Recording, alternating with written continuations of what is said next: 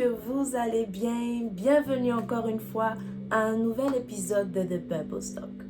Alors, comme vous le savez, la semaine dernière, j'ai commencé à parler de la solitude et de ce que je faisais, voilà, pour échapper à la solitude. J'ai aussi parlé de cet amour, ce grand amour qui m'a fait sortir de la solitude. Alors aujourd'hui, nous allons continuer à parler de la solitude, mais plus le volet qui concerne la solitude chez les chrétiens. Parce qu'on peut se dire que c'est normal que quelqu'un qui n'a pas donné sa vie à Dieu ou quelqu'un qui n'est pas chrétien se retrouve seul. Mais un chrétien peut se sentir seul, malgré le fait qu'il ait Jésus dans sa vie. Donc nous allons en parler, nous allons découvrir pourquoi un chrétien peut se retrouver dans une situation de solitude pendant qu'il a le Saint-Esprit. Mais avant d'aborder ce volet, alors j'ai grandi dans une famille chrétienne, donc avec mes deux parents étant pasteurs. Et du coup, dès que je suis née, j'étais déjà dans un environnement chrétien. Voilà, dans un environnement dédié à Dieu, dans une maison consacrée au Seigneur. Et on allait à l'église tous les dimanches, bien évidemment. J'ai grandi dans la foi, mes parents m'ont enseigné la foi chrétienne. Donc, je connaissais déjà le Seigneur, mais je connaissais le Dieu de mes parents. Disons ça comme ça. J'aimais le Seigneur parce que j'aimais toutes les activités qui entouraient l'église. C'était vraiment un environnement que j'aimais beaucoup. Mais je n'avais pas encore fait une rencontre particulière avec le Seigneur. Et là où tout a commencé, je pense, j'étais en classe de 4e. J'avais 14 ans, je tendais vers 15 ans. À ce moment-là, j'étais une adolescente, voilà.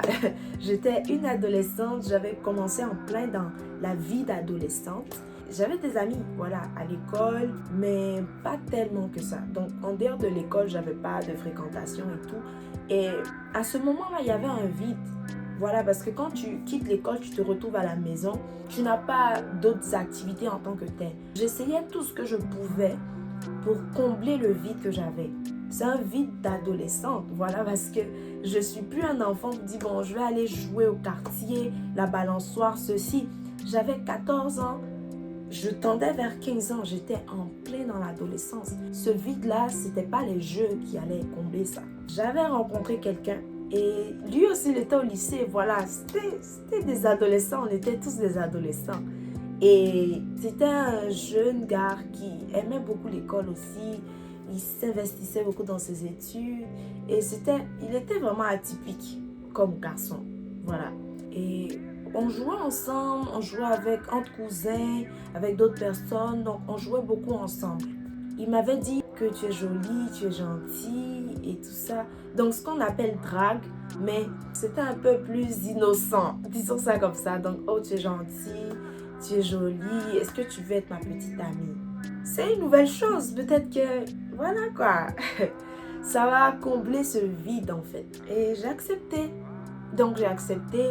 On parlait souvent, mais on ne parlait pas tout le temps parce que la personne était dans un internat. Dans un internat pour garçons. Donc du coup, on ne parlait pas tout le temps. C'était très rare. Parce que où il était, il n'y avait vraiment pas accès au téléphone, aux médias et tout ça.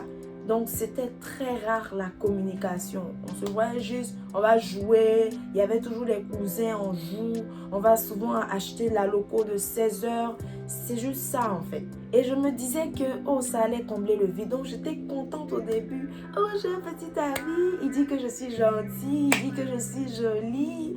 Et j'étais très contente. J'étais très contente de savoir ça. Et voilà quoi, je me disais, oui, ça va combler le vide. Donc, au début, avec les papillons dans le ventre et tout ça, on s'est dit qu'on est amoureux. Un jour, on devait se rencontrer. Et donc, j'étais allée chez ma grand-mère parce que c'est plus facile d'être chez ma grand-mère pour pouvoir rencontrer la personne. Là, je pense qu'on était en congé. Donc, toutes les écoles pratiquement étaient en congé. Et donc, je suis allée là-bas. Quand je suis arrivée, j'ai essayé d'appeler,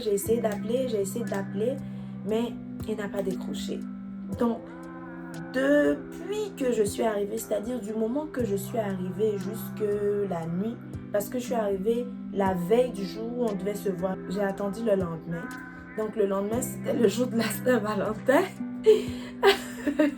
Je vais porter ma jolie petite robe rouge, blanche. Je me rappelle encore de cette jolie petite robe que ma mère m'avait achetée.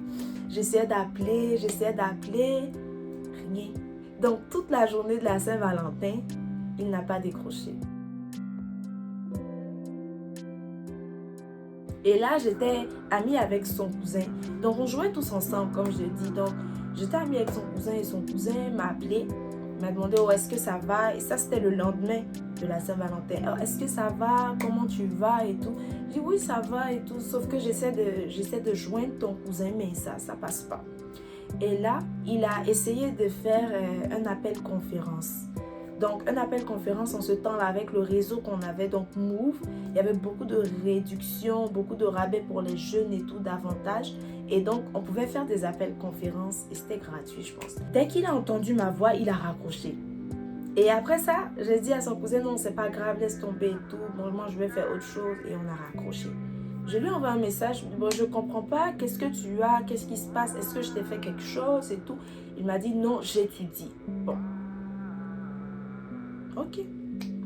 Mais tu sais qu'on devait se voir, on est en congé. C'est pour ça que je suis venue chez ma grand-mère parce que, voilà, je voulais pas être seule. Et il me dit non, que lui, il est parti chez sa tante et tout.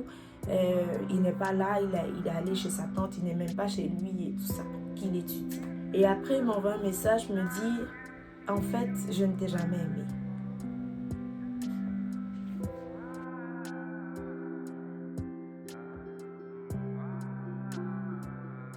Je vous assure que ça a été l'une des pires choses qui me soit arrivée. Parce que j'étais jeune, j'étais adolescente, j'étais naïve. Je pouvais comprendre si c'était je ne t'aime plus, voilà, mais je ne t'ai jamais aimé. Généralement, quand j'explique ça à certaines personnes, ils se disent, oh non, tu avais juste 14 ans, c'était pas l'amour, c'était pas ça, c'était pas ci. Mais je vous assure que ça m'a brisée. Et je n'ai pas oublié cette histoire, j'ai grandi avec cette histoire. Donc 14 ans, 15 ans, 16 ans, 17 ans. Je vous assure que c'était à une veillée où j'étais allée, une veillée de prière de jeûne, que j'ai vraiment ouvert mon cœur. J'ai pleuré toutes les larmes de mon corps et j'ai pardonné. Parce qu'on a grandi, mais cette personne ne s'est jamais excusée. Voilà, c'est vrai qu'on était jeunes, on ne savait pas peut-être ce qu'on faisait, mais écoutez, moi en tant que personne, quand j'aime, je m'investis. Même si j'étais petite, les gens vont dire, chacun aura son jugement par rapport à ça. Non, tu étais jeune, tu ne savais pas ce que c'était pas l'amour et tout. Mais cet amour-là qui m'a fait connaître le Seigneur, je vous assure que ça m'a brisée. J'ai pleuré toutes les larmes de mon corps dans ma chambre chez ma grand-mère. Et là, il y a une voix qui m'a parlé dans ma chambre pendant que je pleurais, pendant que je me lamentais, pendant que je disais, oh Seigneur, pourquoi? Et cette voix m'a dit, moi je suis là, moi je t'aime. Et j'avais jamais ressenti ce genre d'amour, jamais. Et c'est là que mon histoire avec Jésus a commencé, mon histoire personnelle, mon histoire particulière. Il m'a dit, moi je t'aime. Et là, le vide que je cherchais à combler depuis, s'est comblé. Et là, ma relation avec le Seigneur a décollé. Et Dieu, il est pour moi un consolateur. La première des choses qu'on me demande, qu'est-ce que Dieu est pour toi? Dieu est un consolateur. Parce qu'il m'a consolée. J'étais jeune, j'étais naïve. Mais déjà à cet âge, j'ai eu un chagrin d'amour. Mais Dieu est venu combler ce vide. C'est possible. Et dans ce cas-là, lorsque tu es chrétien et que tu te sens seul, il faut juste te dire, il faut juste savoir que c'est un appel du Seigneur à aller en profondeur avec lui. Il veut juste que tu recherches plus de sa présence. Adore encore plus que tu ne le faisais avant. C'est juste un appel du Seigneur pour toi, à te ressourcer dans sa présence. Si tu m'écoutes aujourd'hui, que tu as ce vide dans ton cœur, tu te dis, j'ai tout essayé, rien n'a comblé ce vide.